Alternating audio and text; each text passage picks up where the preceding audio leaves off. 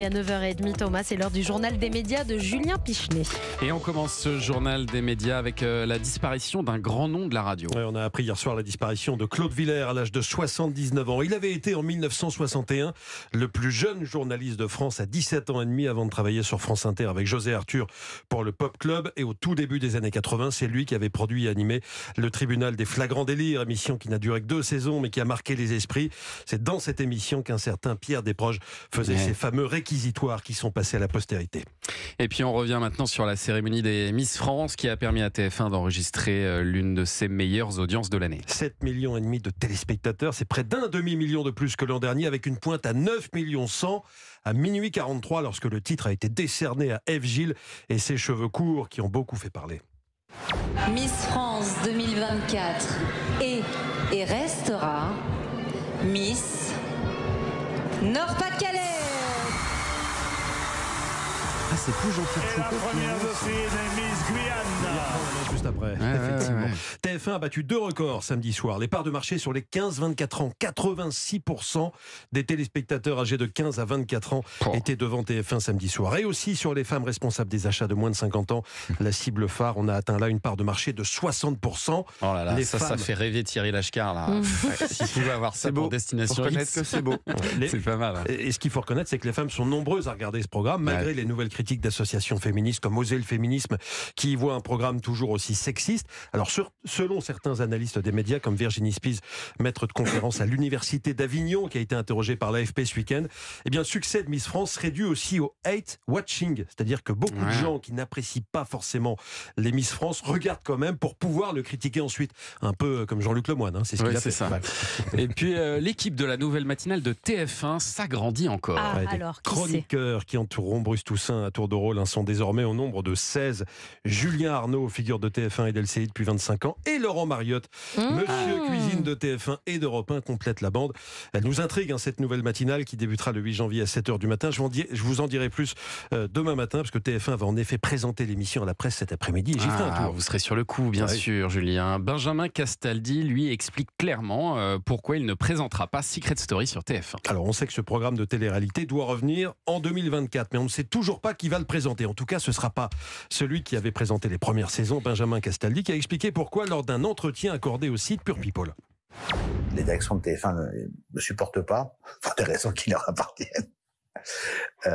C'était pas possible de m'appeler. Mais ça tombe bien parce que, honnêtement, j'ai pas fait tout ça pour me remettre dans une émission que je ne renie pas, que j'ai adoré faire, mais c'est assez futile. C'est très marrant à faire, mais c'est assez futile.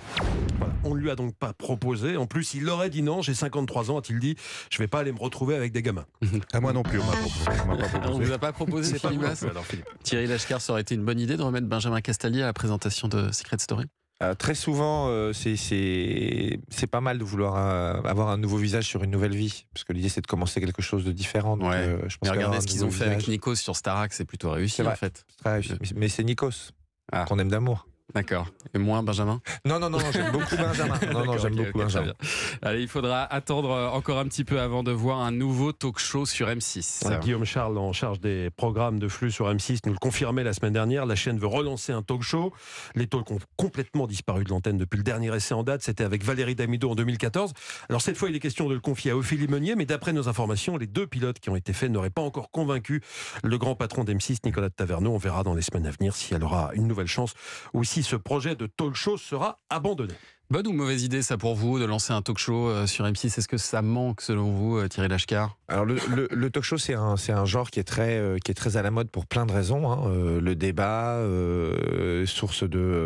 qui est source de choses positives et négatives aujourd'hui à l'antenne, donc ça fait beaucoup parler, ça coûte pas très cher à faire. Donc maintenant il y a déjà une offre sur d'autres chaînes et donc c'est difficile on en parlera peut-être par la suite, mais c'est difficile de lancer de nouveaux programmes. C'est difficile de faire émerger. Donc il faut avoir un visage très reconnu sur cet exercice et une histoire par rapport à un genre, donc c'est pas chose aisée. Pas évident à lancer, ouais. Dans une tribune publiée par le JDD, la famille de Gérard Depardieu dénonce une cabale contre l'acteur. Bien sûr, nous sommes souvent choqués par les propos de Gérard, mais il est livré à une cabale inédite, écrivent dans ce texte plusieurs membres de sa famille, dont sa fille, l'actrice Julie Depardieu, qui assure par ailleurs que dans le privé, avec ses enfants, Gérard Depardieu est, je cite, pudique, délicat et même pudibond. Parmi les dernières conséquences de la diffusion le 7 décembre sur France 2 d'un complément d'enquête lui étant consacré. Une procédure disciplinaire est en cours pour que soit retirée sa Légion d'honneur à l'acteur. Celui-ci, par le biais de ses avocats, a fait savoir d'ailleurs qu'il la mettait à la disposition de la ministre de la Culture. Et on termine avec un télétrottoir. Et en cette fin d'année, Julien, vous avez choisi d'exhumer de nos archives quelques micro-trottoirs savoureux. Oui, vous savez qu'aller demander aux gens dans la rue ce qu'ils ont pensé de tel ou tel programme télé, ça se fait depuis les années 60. On n'est pas les premiers dans Culture Média. Aujourd'hui, direction mars 1984, Serge Gainsbourg vient de brûler en direct dans l'émission 7 sur 7 sur TF1 les 3/4 d'un billet de 500 francs. Ouais. C'était sa manière à lui de dénoncer le fait d'être taxé à 74% par les impôts. Bon, en 84, quand on était indigné par quelque chose, il n'y avait pas les réseaux sociaux. Il fallait soit envoyer une lettre au courrier des lecteurs de Télé 7 jours, soit attendre qu'on vienne vous tendre un micro dans la rue. Et là, quand ça arrivait, les téléspectateurs s'en donnaient à cœur joie.